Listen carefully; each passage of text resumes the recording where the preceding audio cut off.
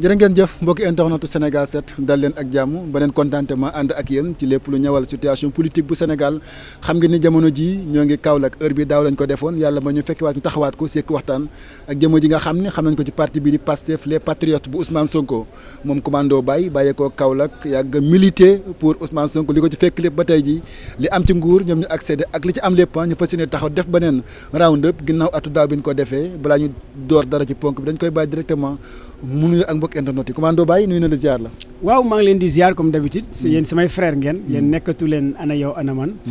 et di nuyu encore Sénégal 7 nekk parmi les meilleures télé en ligne. di leen jaajëfal baax a baax. di leen wax daal jàmm Medina Baye. bienvenue Medinatul Mawlana Cheikh Ibrahima Niass. defoon nañ ko daaw fekkee déwén ñu defaat ko ren. yàlla na heure bii déwén encore fekk ñu nekk ay multimilliardaires yi ñëpp.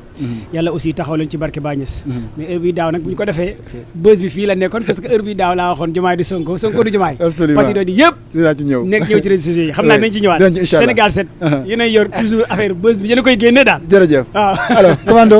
gàmmu atum 2026 ñu ngi koy amal fii ci Kaolack en tant que sénégalais en tant que Kaolackois nan ko gisee surtout jëm situation politique bi est-ce que tey jii démb gis nañ taw bi inondation xaw na am mais lépp dem am na lu dem nan nga gisee li am ci gàmm boo ko doon synthétiser de manière linéaire un peu rek.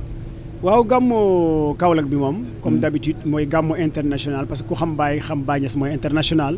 gis nga fii boo duggee Medina Baye melting pot bi nga fi gis kër gan bu ngeen fa nekkee yenn journalistes yi gis ngeen melting pot bu ngeen fi gis gars yi bàyyi koo Ghana Nigéria fu ne kon loolu day wane ne Cheikh Ibrahima Niass mooy international à chaque fois day gën a bëri mbooloo à chaque fois aussi nit ñi dañuy ñëw ci côté li nga xamante ne lu laal ci côté diine ci côté économique aussi gàmmu bi day dugal li nga xamante ne aussi ay fonds yu bëree bëri li nga xamante ne aussi Kaolack parce que ku nekk da ciy gis boppam ci côté gàmmu gi aussi da ngay xam ne carrément li nga xamante ne Baye Niass waxoon na ko Chine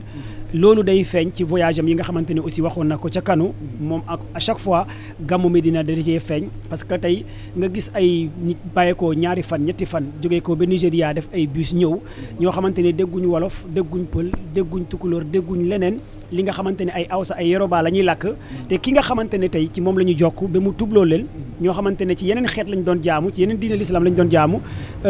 ba tubloo leen ñu ñëw bokk ci diine l'islam jël wirdu bi loolu aussi jar na sant Sénégal jël na gërëm Sénégal mës naa laaj sax oustaz Ahmed Ba ma ne ko Baye bu mu demee Nigéria ban langue la utiliser pour convaincre waa Nigéria parce que Baye Niass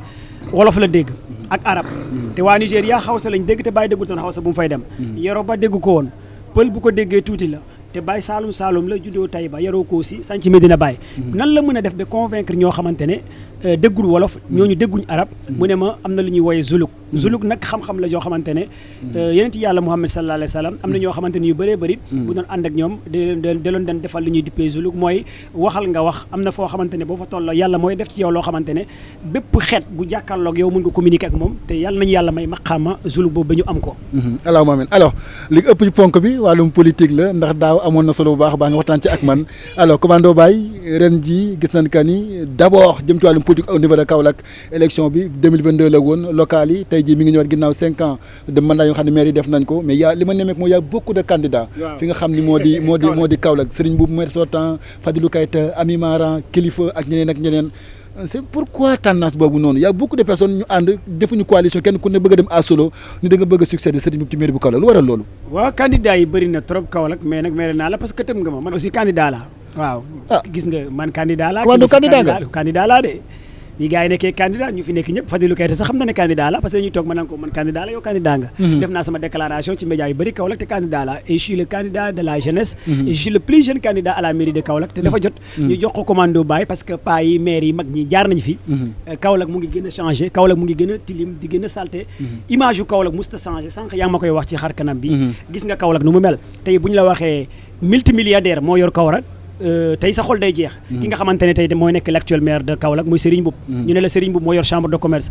ay milliards ñoo fa nekk ñu ne la Serigne Boubou moo yor cœur de ville Kaolack ay milliards ñoo fa nekk ñu ne la Serigne Boubou mooy maire de Kaolack ay milliards ñoo fa nekk kon Kaolack ko ay ñetti icône lañ ko jox ñetti kër lañ ko jox kon tey gis nga Kaolack dafa dellu ci ginnaaw te kooku tey bokk na ci ñi ñu ëpp alal Sénégal muy l'actuel maire de Kaolack te tey la Kaolack gën a dellu ginnaaw te tey la Kaolack gën a tilim tey la Kaolack gën a salté tey la agression bi gën a bëri Kaolack tey la manque d'emploi bi gën a bëri Kaolack kon donc il est temps ñu jëlee Kaolack ci paa yi ci maire yi nga xamante ne seen intérêt kese ay dóorkatu marto lañ ñu jëlee Kaolack ci ñoom jox ko ay ndaw yu mel ni ñoom commando Baye wala ñeneen sax ñoo xamante ne xaw nañ nuru ñoo commando Baye pour mu am benn changement bu radical alors ponk boobu am na solo buñ taxee ba tey nag dugg ci li gën a fësal suñu waxtaan tey muy politique bu Sénégal heure bi daaw dañ toogoon nga ni ma Diomaye dina dàq Sonko. waaw waxoon heure bi daaw y' a un an de cela. boobu kenn waxul waxee dàq booba mburoo nga woon. moo waxal la aussi Diomaye du Sonko. waaw nga xam ne Diomaye du Sonko gars yi songu la TikTok ak réseaux sociaux yi. ni la aussi Sonko du Diomaye. waaw ni la li ngay wax ni tegoo ko fenn. dama na ba kàddu yoo xaw a ñagas sax mais tey jii boo dikkaatee ci benn récapitulation fan nga sukkandikoon ba ne dina ko dàq Diomaye du Sonko ci li am di lépp day mujjee tas. waaw xam nga jamono jooju ma koy wax jamono jooju presque sama benn grand frère de passage maa ngi koy bëgg Moussa mu ngi nekk États-Unis ak jabaram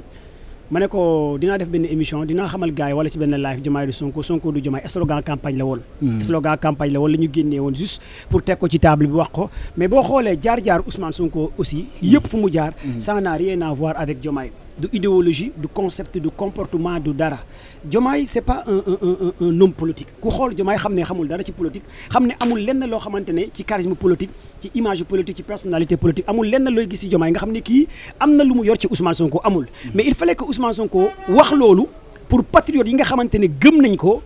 ñoom ñu votel Diomaye te aussi Ousmane Sonko kenn nekkul Sonko ci projet bi ma waxal la leneen parce que Pastef bi ba léegi amul kenn ku ci doon Sonko même ñiy topp Sonko jamono ji kenn doonu ci ki nga xamante ne mooy Ousmane Sonko amul kenn koo xamante ne da ngay topp ci biir Pastef nga ne diw mooy Ousmane wala diw mooy Sonko mooy diw amul kon loolu nag yàggoon naa def lecture bi parce que bu njëkk Diomaye bu mu ñëwee commencé wax le cas de Samba Ndiaye bu mu fi génnee après Diomaye ñëw nañu j'étais l'ami de Amadou Sall. Amadou Sall mënoo nekk Macky Sall tëj ñu man Macky tëj na ma plus de 3 fois en prison en même temps sama dernière arrestation réanimation la ma fekk parce que infirmier réanimateur la ñu jàpp ma avec les éléments de DIC ñu tëj plus de 2000 personnes rey ci plus de 80 personnes ci gouvernement Macky Sall Diomaye génn ne Amadou Sall sama xarit la publiquement patriote yi bëgg a sëgg loolu Diomaye génnaat aussi ne Samba Ndiaye ci coalition bi la bokk ñu laajaat ko ci interview ak Sonko mu ne dem leen laaj ko loolu la waxoon dem leen laaj ko bu ñu ko laajee le cas de Samba Ndiaye Ousmane Sonko génn sol benn pull ne patriote yi noppi leen dal leen tey leen Diomaye bu ñu ko posé question y avait un journaliste RTS bu ko doon posé di ko laaj le cas de Samba Ndiaye bu ñu nemee Samba Ndiaye après patriote yi génn di wax Diomaye ne dem leen laaj ko Ousmane Sonko tous ces éléments boo leen jëlee être ami avec ki nga xamante ne mooy l'ennemi public numéro 1 du projet ni Amadou Sall sama xarit la premier élément bu koy wane ñaareel bi aussi man maa yor décret bi à chaque fois aussi mu ngi doon génnee loo xamante ne defu ko ñu def presque 1 an au pouvoir Diomaye waxut ci wàllu réduction des comptes muy benn ñaareel bi waxut ci li nga xamante ne mooy loi amnistie bi ñu tëbal ko parce que loolu yëpp waxoon nañ ko pour atte martyrs yi kon tey tous ces paramètres wane woon nag ko Diomaye nekkutoon ci projet bi loolu bokkoon na ci lu taxoon ma ne Diomaye Sonko alors est-ce une séparation politique wala une trahison non waxuma la une séparation politique c'est une trahison c'est une très grande trahison haute trahison la sax lan nga koy articuler ba ni le président a trahi son premier ministre waaw parce que xam nga yow mi nga xamante ne tey njaga ñaaw bi nga dëkk juddoo fa yaroo fa sa waa kër sax mënuñu laa votel bi nga gagné maire mooy Diomaye kon tey ki nga xamante ne tey nekk na maire muy Sonko nekkoon député muy Sonko demoon bi nga xamante ne joxoñ la nga falu dem ba ne moom mooy yow ba nga falu pousser tous les patriotes parce que patriotes yi Ousmane Sonko la ñu xamuñu woon Diomaye utiliser image am yëpp ba patriotes yi dem votel la man par exemple Ousmane Sonko moo tax ma votel Diomaye sama famille ak ñëpp ñi nga xamante ne plus de 800 000 personnes di ma suivre samay plateforme digitale Ousmane Sonko moo tax ma votel Diomaye am na sax ñeneen ñoo xamante ne fii Kaolack Medina Baye c'était très difficile nga convaincre nit dañ lay waawaa seen président bi amul charisme seen président bi xanaa da ngeen koy solal seen président bi n'est pas présentable waa kii ngeen bëgg a fal mais ñu rafetal ko dem jëndi ay costume jëndi ay diw ko ba mu niin ut ay costume ay cravate utal ko tailleur defar ko ba mu rafet ba mu jekk watal ko sikkim bi comme ni ko doon Sonko di waxee ba mu normal ne Sénégalais yi dem leen votel ko mu ñëw def suñu coup d'état électoral la def parce que 54% yi nga xamante ne moom la ñu jël coup d'état la coup d'état bu gën a doy waar maanaam dañu ko votel pour lan pour un projet pour réduction des comptes defu ko tey gars yëpp libéré nañ leen ana Mansour Faye xamuñ lan moo xew ana Tahirou Sarr milliards yi ñu doon tudd bàyyi nañ ko ana Farba bàyyi nañ ko ana yeneen dossiers yi ñu waxoon dañu koy tijji Amadou Ba Moustapha Diop les anciens ministres des finances Abdoulaye Daouda Diallo tous ces éléments waxoon nañ dañu leen di convoquer mais convoqué wuñ ci kenn parce que nee nañ dañuy dialoguer kon lépp li Diomaye waxoon ne anti système moom actuellement il est au cœur du système barki démb Macky Sall la indi Sénégal koo xamante ne tey dans les normes dañu ko waroon arrêté mu indi ko Sénégal dugal ko ci biir réew mi kon tous ces paramètres day wane que Diomaye a trahi le projet il a trahi du Sonko kese la trahir mais il a trahi tout le peuple sénégalais ak képp ku ko votal. séparation bi am na Sonko dem na côtéem Diomaye dem na côtéem kiiraay am na léegi Pastef am na pëccëxoo bari na chaque yaa ngi xool lang ga la doy nga dem fa tey jii nan nga gisee surtout ces démissions au niveau de Pastef tey jii le coordonnateur départemental de Kaolack ci Pastef dafa démissionné il paraît. tey jii est-ce que Pastef est affaibli après la séparation entre Sonko et Diomaye. waaw mën naa ne tey la Pastef gën a dëgër parce que boo déggee ñiy démissionné lu ñu lay wax ay mbuucaa mbuuj ñoo démissionné wala ñi nga xamante ne ñoo démissionné lu ñu lay wax ay buuju maan ñoo démissionné wala ñi nga xamante ne tey démb dañu doon toog naan su ma demee topp Sonko peut-être bu gagné 2029 du ma jël moo tax ñuy démissionné am na ñoo xamante ne ñu naan la sama yaay ak sama papa condition yi ma nekkee moo tax ma démissionné kon ñooñu amuñu woon idéologie ak logique boo tax ñu démissionné te amul dara luy peser seen ginnaaw. kon waaw Khoureyssi Thiam ci buujumaan yi sax laa ko boole parce que da doon buuju ci biir parti bi maanaam da doon teg deal di am benn roof benn dugal benn amul benn base électorale xam nga Pastef dinaa la wax benn affaire Pastef il est le seul parti politique boo xamante ne kenn amul base. tous les leaders partis même ñi démissionné wul sax Pastef kenn moo fi nekk Pastef c'est pas comme APR xam nga APR mën nga ne Moustapha Diop moom Louga nga ne Agnam Farba moo ko moom am na fa doole sama mbokk Haalpulaar yi gëm nañ ko mais Pastef amul benn leader boo xamante ne mën na ne moo am fenn amul Ousmane Sonko la gars yi gëm tous les leaders Pastef même 130 députés yi amul benn député bu ci mën a défier Sonko parce que Sonko moo leen fal ministre gouvernement bi amul benn ministre bu ci am base kon Pastef bokkut ak yeneen parti politique maanaam boo démissionné nga ñàkk a démissionné ça ne pèse pas parce que les patriotes xale yi nga xamante ne ñooy topp Pastef toppuñ Pastef Ousmane Sonko la ñuy topp xaw ma ndax comprendre ko kon bépp leader wala coordonnateur communal wala départemental wala DG wala nangam bu démissionné jàppal ne yow kese yaa dem mais sa doom sa jabar sax mënoo koo yóbbu demuñu même ki nga xamante ne tey moo démissionné Kaolack Ababacar Diagne mi nga xamante ne démissionné Kaolack ay cas social mooy tax ñuy démissionné mais xam nañ en âme et conscient il ne pèse même pas conditions yi nga xamante ne lu ñu lay wax ak excuse bu ñu lay wax dañ ma faalewul dañ ma trahir dañ ma wor wala su ma leen toppee est-ce que bu ñu gagné 2029 dañ may fal man miy wax ak yow ñaata millions lañ ma proposé. pour li nga xamante ne bokkoo ci ñi dem kiiraay man miy wax ak yow on m'a proposé des millions pour ma rallier coalition Diomaye président. ah bon ak ma wax la ko tey. kiiraay nag déggoo ma millions lañ ma proposé rallier coalition Diomaye président mooy kiiraay. ku ñu toog seet si ma proposé ma ay millions ci gàmmo laa nekk. parce que Cheikhou Tidiane pour ma ànd ak li nga xamante ne coalition Diomaye pour ma ànd ak waa kiiraay ay millions laa la wax. ay responsabilité pour ma teewal leen fii Kaolack ma liggéeyal leen ma xamal leen carrément que ça soit muy kiiraay wala muy wantaay wala muy uppukaay taxu ñoo jóg ñun on est constat ci lu ñu gëm mooy les valeurs. ci lu ñu gëm mooy Sénégal mën naa changer suba. ci lu ñu gëm mooy avec Ousmane Sonko. lépp li nga xamante ne ñu ngi ko doon yàgg a xeex amaana moom bu nekkee président suñu ressource que ça soit suñu pétrole suñu gaz suñu zircon dañu koy récupérer réduction des comptes ak justice bi nga xamante ne tey deful liggéeyam di def lu ko neex Sénégal dina changer lii moo tax ñu topp ki nga xamante ne ku sell ki mooy Ousmane Sonko projet la woon buñ faloo caisse noire dañ koy encadrer les fonds spéciaux tout ça Ousmane Sonko waxoon ko Diomaye wax ko 2 ans ginnaaw loolu ginnaaw ata ñu séparé wu gis nga li ñu am ay kaddu Ousmane Sonko dem assemblée nee na président ni muy doxee d'accord ci wala ñu dàq ko tey ji def na benn sortie barki démb globalement sur la forme sortie bi nga xam ne def na ko expliquer ce qui s'est passé à la primature 1,7 milliard yi nga xam ne yoroon na ko fi mu ko dugal ak lépp li mu wax doy na sa xel wala jàpp nga ne li ñu ko jiin kan dafa def détournement d'objectif. waaw très bonne question xam nga li ma gën a intéressé par rapport à ce débat. Ousmane Sonko dafa ñëw indi bilan teg ne lii ak lii la jaarale li nga xamante ne mooy fonds yooyu te fonds yooyu ku ci jaar que ça soit muy ancien Souleymane Ndéné Ndiaye que ça soit muy Mimi Touré tous les gens du premier ministre Idrissa Seck ñu fi jaar yëpp amul kenn ku ci mës a justifié. léegi nag wax nañ ne Ousmane Sonko dafa détourner ces fonds ñu ne am na lu mu ci lekk te fonds yi kenn mësu ko contrôler mais ñoom ñëpp di ko wax nañ indi teg seen bilan képp koo xamante ne wala na askanu Sénégal génn demande tous les anciens PM ku ne def bilan fan la dugal fonds yi. deuxième élément Sonko a demandé pour ñu encadrer fonds yi mais loolu c'est l'intérêt Sénégal nañ encadrer fonds yi xam fonds yi bu ñu ko jëlee jox ko sëriñ nangam wala yóbbu ko ci daayira nangam wala jàppale ko ci benn malade dinañ xam ne fii ak fii la ñu def fonds yi mais mënuñ tey ay fonds yoo xamante ne ñoom ñu refusé nañ ñu encadrer fonds yi. son excellence le président de la république dañu ko waxoon ne booy dugg na def déclaration patrimoine buy gën a def déclaration mu bañ. Ousmane Sonko teg benn proposition de loi à l'Assemblée nationale que ça soit muy premier ministre bi que ça soit muy président de l'Assemblée ak le président de la République kuy dugg déclarer kuy génn déclarer mais loolu c'est pour l'intérêt des Sénégalais non Sénégalais bu ne moo ci gis boppam je pense que loolu dañ ko war a encadrer fonds yooyu Sonko wax nag ndax lekk na ko ndax lekk ko ñoom ñi nga xamante ne yoroon nañ fi ay fonds nañ wax ñoom fonds yooyu fan la nekk benn ñaareel bi fonds yoo xamante ne yow nee nañ la bu la neexee nga lekk ko c'est pas encadré c'est pas contrôlé loolu je pense que mbay lu day guddal mbayum noor gars yi dañoo war a sëgg bëri loolu kese moo tax gars yi bëgguñ parce que bëgguñ dem élection ñu ngi jéem a xool fu ñu langaamu pour créer ay dossiers judiciaires te fa lañ jëma te je pense que gars yi nii bëgguñ organiser élection. dinaa ñëw ci élection bi tey président gars yi jëm nañ ñaari yoon encadré ko à travers constitution bi changé ko mu def recours au conseil constitutionnel lépp daanu tey ji article 37 de la constitution nga defaat na recours conseil constitutionnel à travers son ministre de la justice du maître Sarr Moussa Sarr voilà tey ji da nga jàpp ni kees gi mu yor ñu xayma ko ci 7 à 9 milliards ndax ci nar a def lu jëm ci wàllum politique lu bokk ak les besoins des Sénégalais wala lu waral à chaque fois muy def recours pour yow. waaw mais parce que président bi dafa créé benn parti bu bees.